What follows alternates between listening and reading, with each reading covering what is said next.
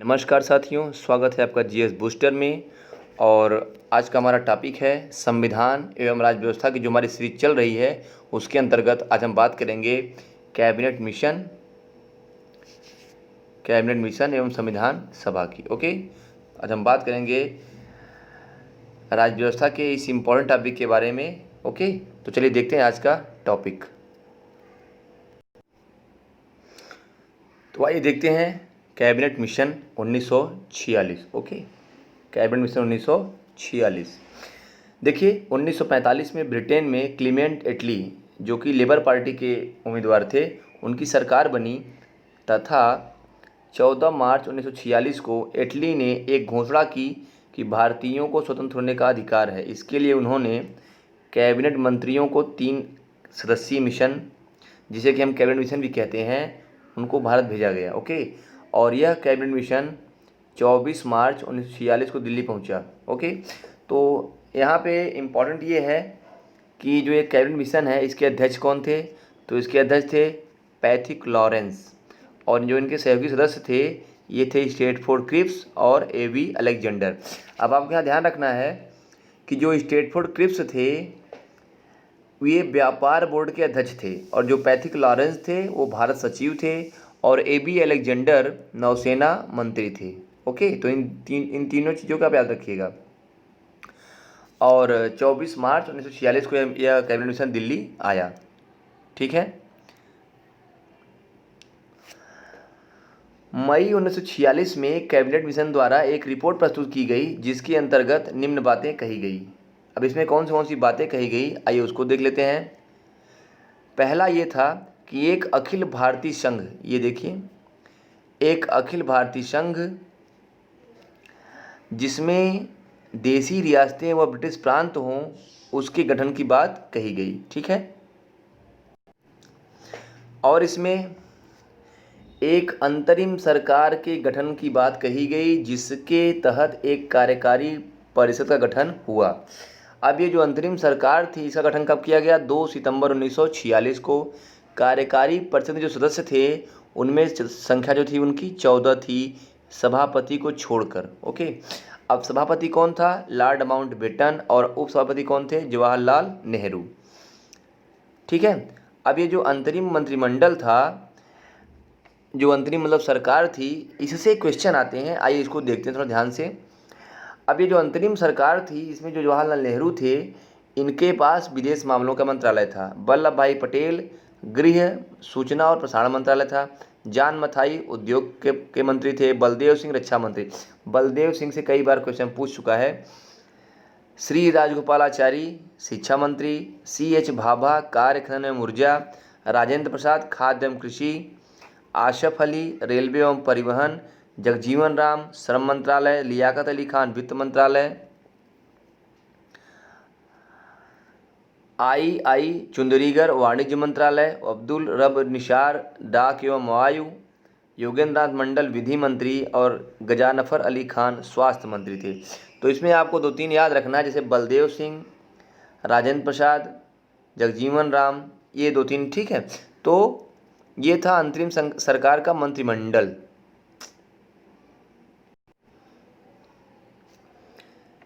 इसमें एक प्रावधान और किया गया कि एक संविधान सभा का गठन किया जाए जिसके 2 कार्य होंगे।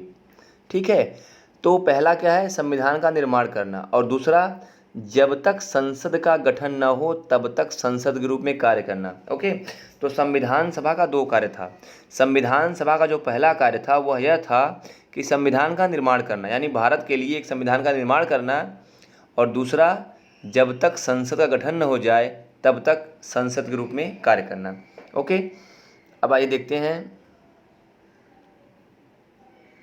संविधान सभा के गठन के हेतु जो चुनाव हुआ उसमें कैसे हुआ। संविधान सभा के कुल सदस्यों की संख्या थी 389, जिसमें ब्रिटिश भारत जो प्रांत थे उससे 292 सदस्य थे, देसी रियासतों से 93 सदस्य थे, और जो चीफ कमिश्नरी क्षेत्र यानी मुख्य आयुक्त प्रांतों से 4 सदस्य थे। अब जो मुख्य आयुक्त प्रांत था इसमें दिल्ली, कुर्ग, अजमेर और बलूचिस्तान था। ओके, ये 4 जो थे चीफ कमिश्नरी क्षेत्र थे। तो देखिए, अगर संविधान सभा के कुल सदस्यों की संख्या पूछी जाए तो वो 389 थी। ठीक, 389। अगर देसी रियासतों को पूछा जाए तो 93, और जो ब्रिटिश भारत था उससे 292। ठीक है।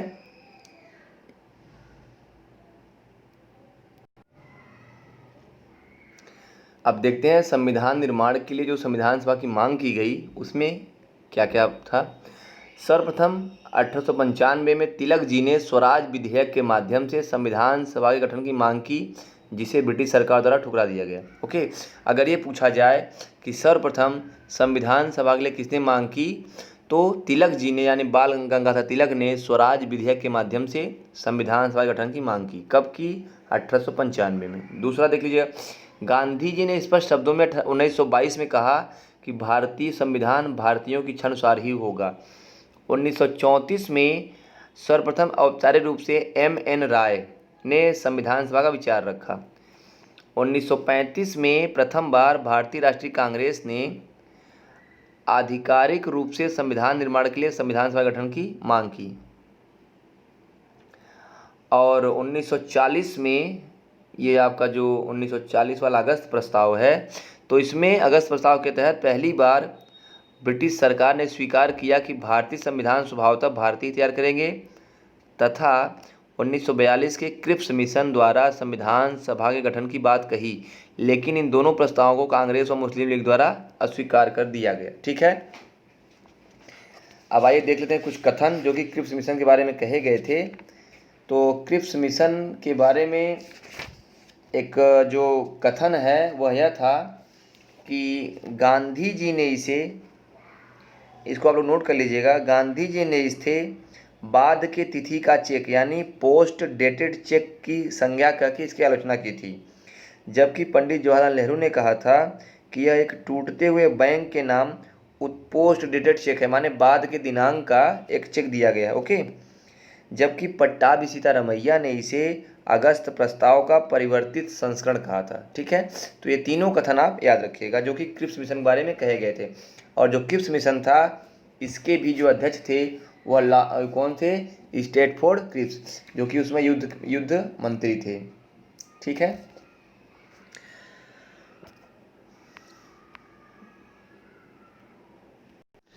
अब आइए देखते हैं माउंटबेटन योजना। माउंटबेटन योजना क्या थी? लॉर्ड बेवेल के स्थान पर माउंटबेटन भारत के वायसराय बनकर आए, और 3 जून, जिसे कि हम 3 जून प्लान भी कहते हैं, ओके, और 3 जून 1947 को माउंटबेटन ने भारत के विभाजन के साथ सत्ता हस्तांतरण की योजना प्रस्तुत की, जिसे माउंटबेटन योजना या 3 जून की योजना के नाम से जाना जाता है। अब इसके मुख्य बिंदु क्या है ये देख लेते हैं। पहला इसमें क्या था कि ब्रिटिश भारत को 2 संप्रभु राष्ट्रों भारत और पाकिस्तान में विभक्त कर दिया जाए। दूसरा,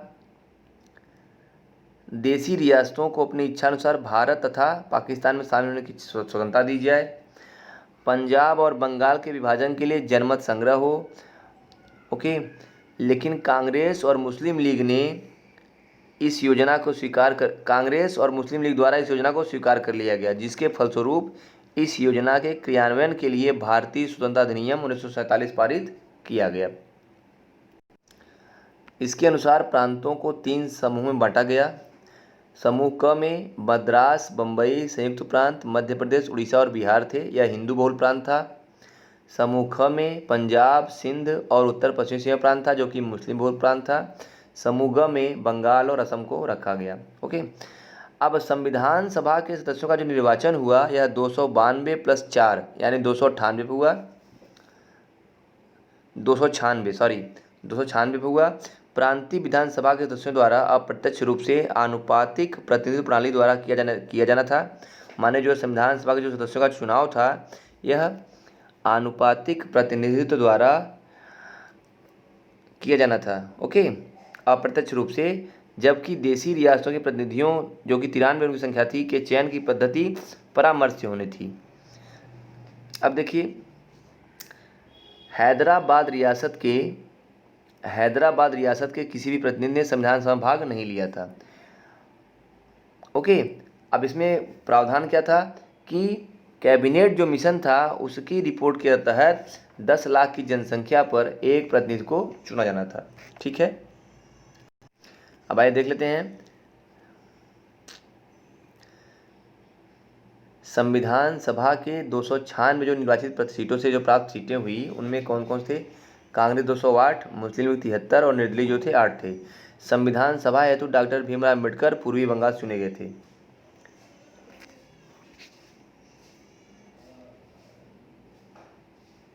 ओके। जबकि संविधान सभा में जो महिलाओं की कुल संख्या थी वह थी 15, अनुसूचित जनजाति की जो संख्या थी वह थी 33 और अनुसूचित जनजातियों की संख्या थी 33 और अनुसूचित जातियों की संख्या थी 26। तो इसको भी याद रखिएगा, महिलाओं की संख्या से प्रश्न आ चुका है। तो संविधान सभा में महिलाओं की संख्या कुल 15 थी, अनुसूचित जनजाति 33 और अनुसूचित जाति 26।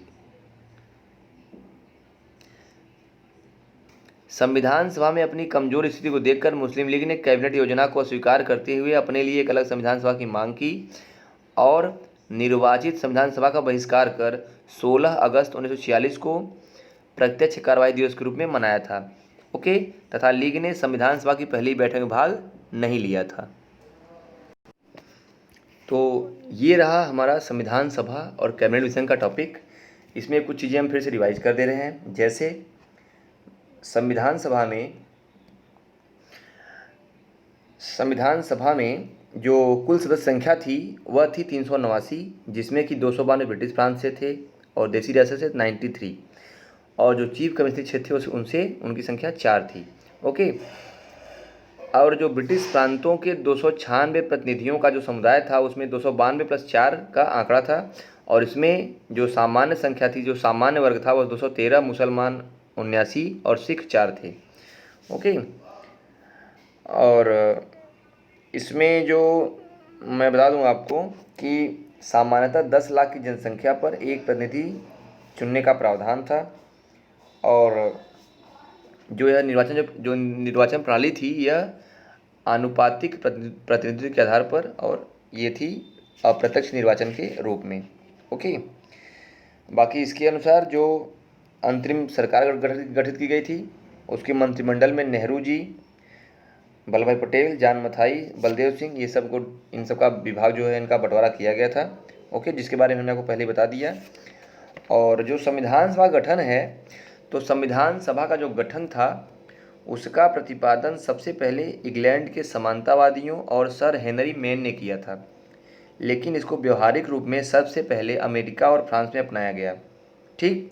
और अभी मैंने आपको बताया भी कि भारत में सबसे पहले इसका जो है प्रतिपादन या जो विचार लाया गया वह किसके द्वारा लाया गया? तिलक जी के द्वारा स्वराज विधेयक के माध्यम से। ठीक है। तो भारतीय संविधान सभा के बारे में एक और कथन है कि जो ब्रिटिश विधिशास्त्री थे जे ऑस्टिन, उन्होंने अपनी पुस्तक द इंडियन कॉन्स्टिट्यूशन में कहा है कि संविधान सभा कांग्रेस थी और कांग्रेस भारत था। यह कथन से क्वेश्चन आ चुका है कि संविधान सभा कांग्रेस थी और कांग्रेस भारत था, यह किसका कथन है? तो आपको याद रखना है यह कथन है जी ऑस्टिन का। ठीक है, यह कथन है जी ऑस्टिन का। ठीक है।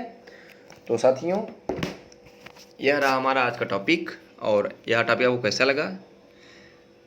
अगर आपको अच्छा लगे तो लाइक और शेयर जरूर कीजिएगा। साथ ही साथ इससे अपने नोट्स आप जरूर बनाइएगा, क्योंकि आने वाले एग्जाम के लिए यह आपके लिए काफ़ी उपयोगी है। ठीक है साथियों, तब तक के लिए शुक्रिया। Thanks for watching.